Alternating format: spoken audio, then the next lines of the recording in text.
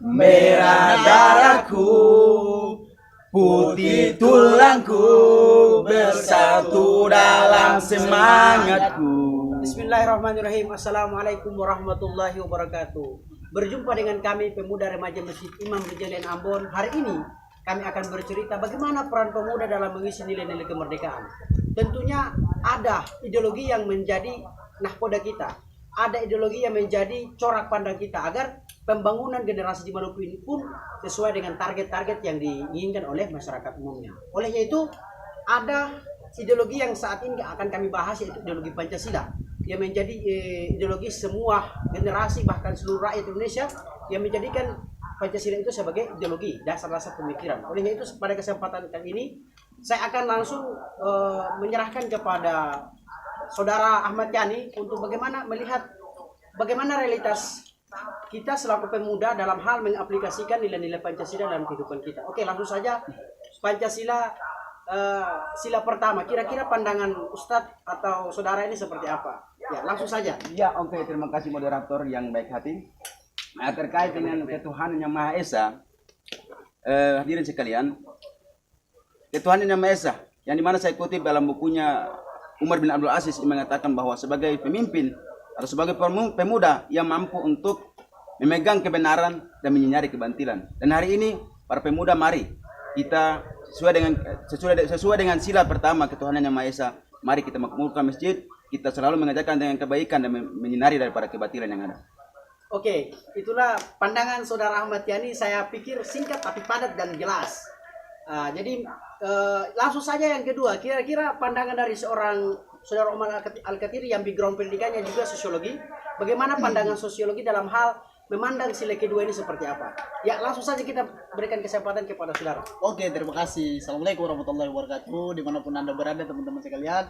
Pada kesempatan ini kami kami anak Ambon.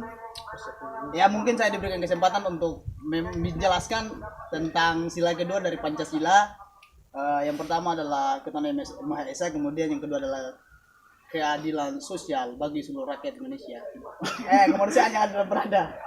Ya, mungkin dia lagi grogi ya, tapi tidak apa-apa. Tidak apa-apa. Kemanusiaan yang adil dan beradab. Oke, berbicara tentang keberadaban berarti kita bicara juga tentang etika dalam kehidupan kita sehari-hari.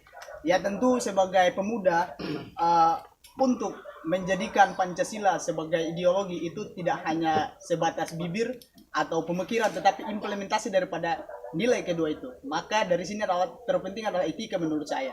Jadi etika adalah hal yang paling penting, yang dimana perilaku saling menghargai di antara kita bersuku-suku, berbangsa-bangsa, kemudian berbeda-beda bahasa dan lain-lain sebagainya.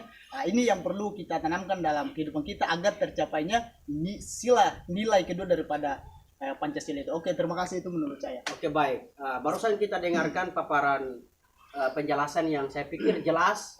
Yang di sini Saudara Umar Al-Katiri menjelaskan bahwa yang ditekankan adalah nilai.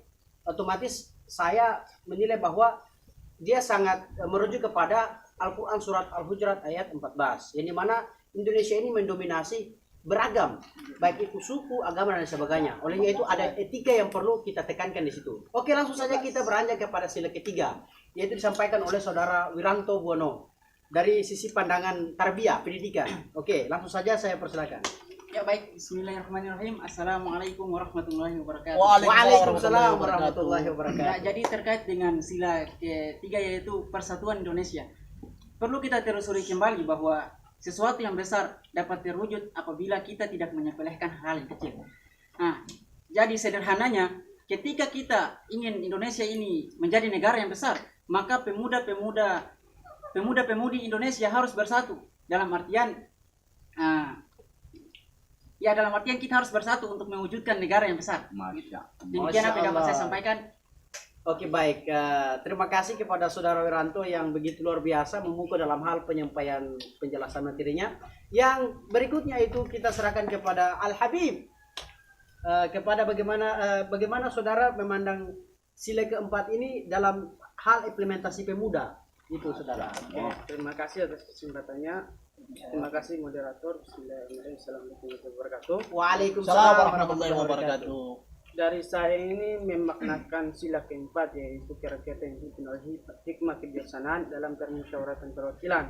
Yaitu adalah semua orang Indonesia maupun pemuda itu hak dan kewajiban itu. Wow, luar biasa guys. Sebentar. Maksudnya begini. Menurut saya adalah hak dan kewajiban seluruh warga Indonesia, khususnya pemuda, itu seharusnya sama.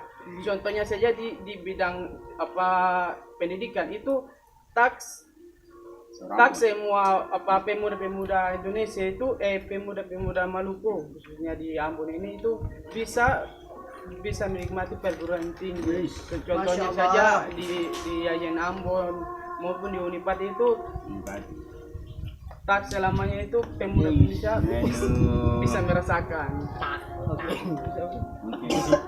Oke, baik. Saudara sekalian, pematerinya ya cukup luar biasa ya. Jadi saya mengutip dari inti daripada penyampaian saudara tadi bahwa ternyata keadilan sosial di Indonesia ini masih dalam tanda kutip, saudara. Artinya tidak semua pemuda tidak semua pemuda itu merasakan bagaimana manusia pendidikan di perguruan tinggi.